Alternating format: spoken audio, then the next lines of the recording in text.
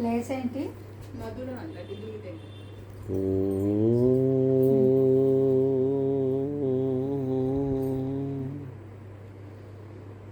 శుక్లాంబరధరం విష్ణుం శశివర్ణం చతుర్భుజం ప్రసన్నవదనం ధ్యాయేత్ సర్వవిఘ్నోపశాంతయేత్. అగజానన పద్మార్కం గజాననమహర్నిశం అనేకదంతం భక్తానాం ఏకదంతముపాస్మహే.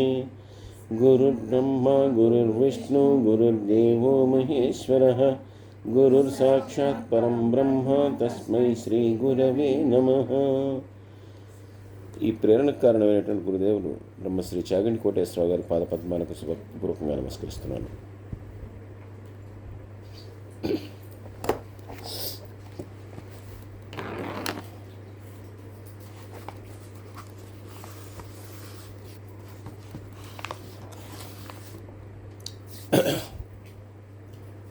ఏకాదశి వ్రతము, దాని యొక్క మహత్యము, ఎలా ఆచరించాలి,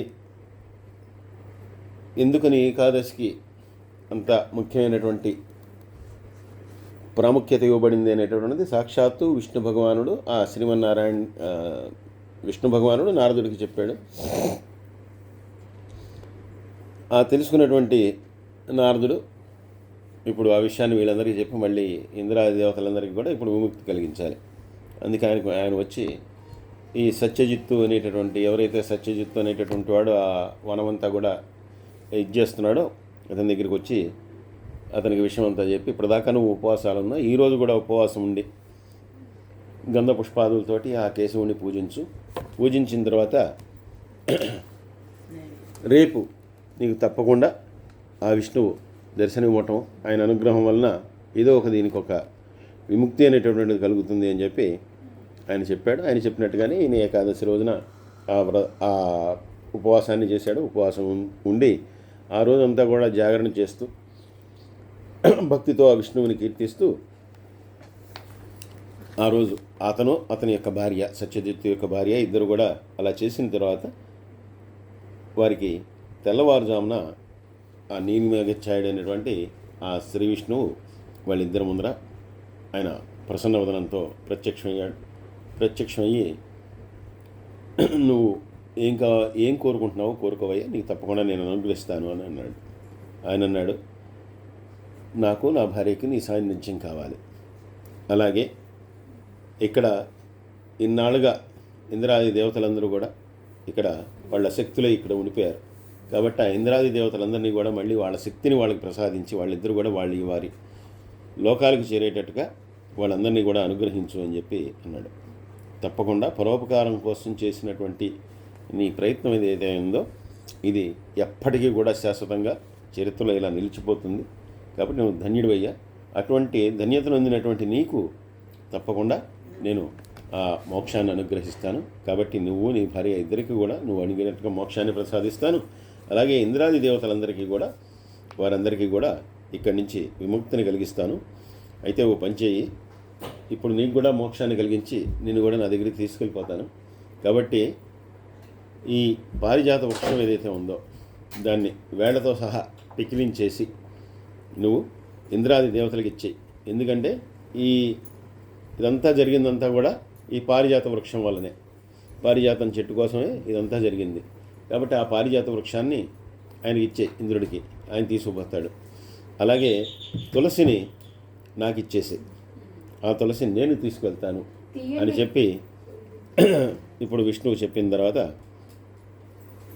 అలాగే తప్పకుండా అలాగే చేస్తాను అని చెప్పి ఈయన ఒప్పుకున్న తర్వాత ఇప్పుడు సత్యజిత్తుని ఆయన యొక్క భార్యని ఇద్దరిని కూడా చూస్తూ, ఇప్పుడు మీరు ఈ ఏకాదశి వ్రతాన్ని ఇలా చేయటం వలన నీకు ఎంతో విశేషమైనటువంటి పుణ్యం అనేటటువంటిది ప్రాప్తించింది.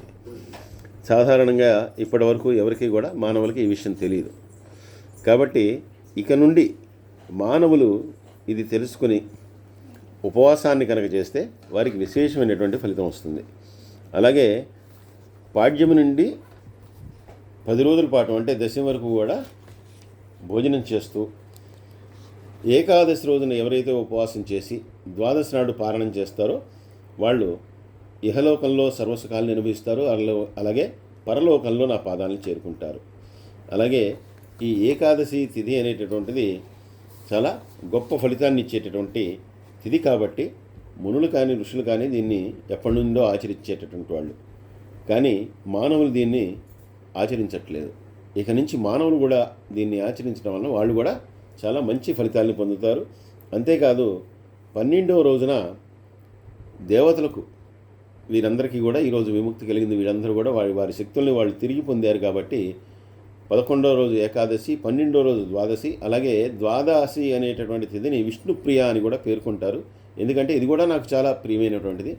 ఎందుకంటే ఆ రోజునే ఈ దేవతలందరికీ కూడా వారి శక్తులు వారికి వచ్చాయి కాబట్టి వాళ్ళందరికీ కూడా ఆ రోజున విష్ణుప్రియ అని చెప్పి అంటారు అని చెప్పి చెప్తూ ఈ ఏకాదశి వ్రతాన్ని ఎలా చేయాలి అనేది చెప్తూ ఇది చాతుర్భుక్త వర్జితమైనటువంటి ఏకాదశి ఉపవాసం అని చెప్పి దీన్ని పిలుస్తారు అని చెప్పి చెప్తున్నారు. అంటే 4 పూటల భోజనం చేయకుండా ఉండాలి. అది ఎప్పుడంటే దశమి నాటి రాత్రి, ఏకాదశిలో పూర్తిగా 2 పూట్ల మానేయటం, అలాగే ద్వాదశి నాడు కేవలం 1 పూట మాత్రం భోజనం చేసి, అంటే పొద్దున పూట పారణం చేసి ఆ రోజు కూడా సాయంత్రం భోజనం చేయకుండా ఉండటం. ఇలా చేస్తే కనుక చాతుర్భుక్త వర్జితమైనటువంటి ఏకాదశి ఉపవాసం అని చెప్పి అంటారు. దీనివలన శతాధికమైనటువంటి అశ్వమేధ యాగఫలం అనేటటువంటిది లభిస్తుంది. అలాగే ఈ ఏకాదశి నాడు ఈ ఉపవాసం చేసి జాగరణ చేసి ఎవరైతే నన్ను పూజిస్తారో వారికి అనేకమైనటువంటి యజ్ఞములు వాటన్నిటినీ చేసినటువంటి పుణ్యఫలితం కూడా వస్తుంది. అలాగే దీన్ని ఎవరు చేయాలంటే చాతుర్వర్ణముల వారు. వర్ణములు అంటే ఇక్కడ మళ్ళీ బ్రాహ్మణ క్షత్రియ శూద్రులు అని చెప్పట్లేదు. చాతుర్వర్ణములు అంటే దీన్ని సన్యాసులు కానీ, వానప్రస్థంలో ఉన్నటువంటి వాళ్ళు కానీ, బాల్యంలో ఉన్నటువంటి వాళ్ళు కానీ, వృద్ధులు కానీ, స్త్రీలు కానీ ప్రతి ఒక్కరు కూడా ఆచరించవలసినటువంటిదే. అలాగే ఈ ఏకాదశి వ్రతాన్ని చేసేటటువంటి వాళ్ళు తప్పకుండా బ్రహ్మచర్యాన్ని పాటించాలి. అలాగే తప్పకుండా నన్ను పూజించాలి. దీన్ని కూడా తప్పకుండా చేయాలి. అలాగే ప్రతి ఏకాదశి అంటే కృష్ణపక్షంలో వచ్చేటటువంటి ఏకాదశి, శుక్లపక్షంలో వచ్చేటటువంటి ఏకాదశి తిథి 2 కూడా పవిత్రమైనటువంటివి కాబట్టి అన్ని మాసముల్లో కూడా ఆ తిథిలో ఎందుకు ఉపవాసం ఉండటం అనేటటువంటిది ఉత్తమమైనటువంటిది. అలాగే మాఘమాసంలో వచ్చేటటువంటి ఏకాదశి ఏదైతే ఉందో అది మరింత విశేషమైనటువంటిది అని చెప్పి ఈ ఏకాదశి వ్రతము, దాన్ని ఆచరించవలసినటువంటి విధానము ఇవన్నీ కూడా విశేషంగా చెప్పిన తర్వాత ఇంకా ఇప్పుడు మీరు దేవతలందరినీ అన్నాడు, మీరు పారిజాత వృక్షాన్ని తీసుకొని మీ నివాసానికి వెళ్ళిపోండి, మీ స్వర్గానికి వెళ్ళిపోండి అని చెప్పి అన్నాడు. వాళ్ళందరూ కూడా ఆయనకి నమస్కరించి వాళ్ళు ఆ పారిజాత వృక్షాన్ని తీసుకుని వాళ్ళందరూ కూడా స్వర్గానికి వెళ్ళిపోయారట.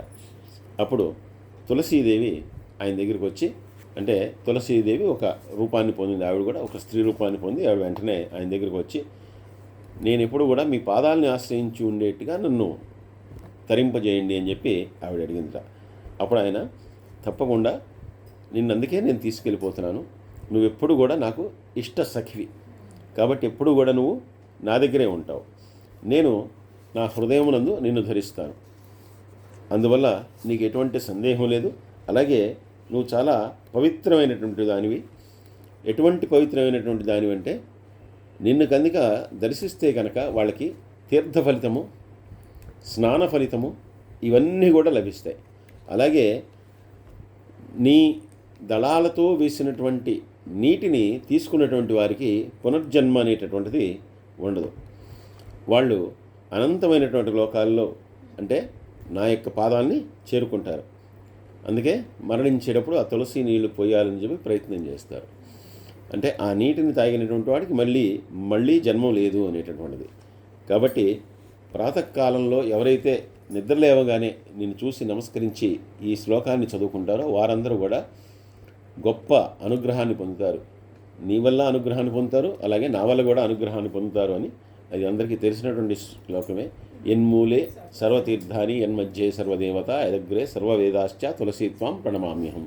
నీలోనే సర్వతీర్థాలు ఉన్నాయి, నీలోనే సర్వదేవతలు ఉన్నారు, నీలోనే సర్వవేదాలు ఉన్నాయని చెప్పి ఆ తులసీమాతకి నమస్కరించి దాని దళాలను ఎవరైనా విష్ణు భగవానుడికి అర్పించినా కూడా, దానితో పూజ చేసినా కూడా ఈ శ్లోకాన్ని పఠించి తులసి దళాన్ని కోసుకోవటం వల్ల ఎటువంటి పాపం వారికి కలగదు అని చెప్పి చెప్తూ, ఎవరైతే తులసి దళాలతో నన్ను పూజిస్తారో ఎవరైతే తులసి దళాలతో మాలగా చేసి నా మెడనందు వేస్తారో వారందరికీ కూడా నా వలన విశేషమైనటువంటి అనుగ్రహం కలుగుతుంది అని చెప్తూ ఆ తులసిని ఇంకా నువ్వు స్వర్గంలోనే అంటే నా దగ్గరే ఉంటావు ఎప్పటికీ అని చెప్పి ఆ తులసి వృక్షం ఏదైతే ఉందో ఆ వృక్ష రూపంలో ఉన్నటువంటి తులసిని కూడా ఆయన 2 చేతులతో కూడా తాగాట.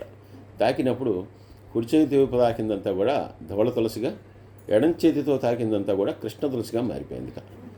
ఆ ఇప్పుడు ఆ తులసీదేవిని కూడా అనుగ్రహించిన తర్వాత ఇంకా ఆయన కూడా ఈ సత్యజిత్తుని ఇంకా నువ్వు ఈరోజు ద్వాదశి వచ్చేసింది కాబట్టి ఇప్పుడు దేవతలు వెళ్ళిపోయారు, అందరూ వెళ్ళిపోయారు, ఇంకా నువ్వు నా పూజను చేసి బ్రాహ్మణ సమారాధన చేసి నీ భార్యతో కలిసి నువ్వు భోజనం చేసే ఇంకా, ఎందుకంటే ద్వాదశి రోజు పారాయణం చేయాలి అని చెప్పిన తర్వాత తను సరే అని చెప్పి వెంటనే ఆయన చెప్పినట్టుగానే ఆ ద్వాదశి పారాయణం చేసి మిగిలినటువంటి బ్రాహ్మణ సమారాధన అంటే బ్రాహ్మణులందరికీ కూడా ఆ రోజు భోజనం పెట్టి వారితో కలిసి భోజనం చేసేట.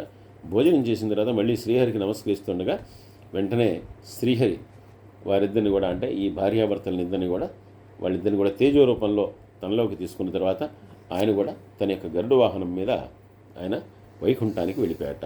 కాబట్టి జిహ్నుముని ఇదయ్యా ఏకాదశి యొక్క మహాత్మ్యము, దాని యొక్క గొప్పదనం. కాబట్టి ఎవరైతే ఈ ఏకాదశి వ్రతాన్ని పాటిస్తున్నారో, ముఖ్యంగా ఈ మాఘమాసం నందు పాటిస్తున్నారో అటువంటి వారు తప్పకుండా శ్రీహరిని చేరటం అనేటటువంటి దానిలో ఎటువంటి సందేహం లేదు.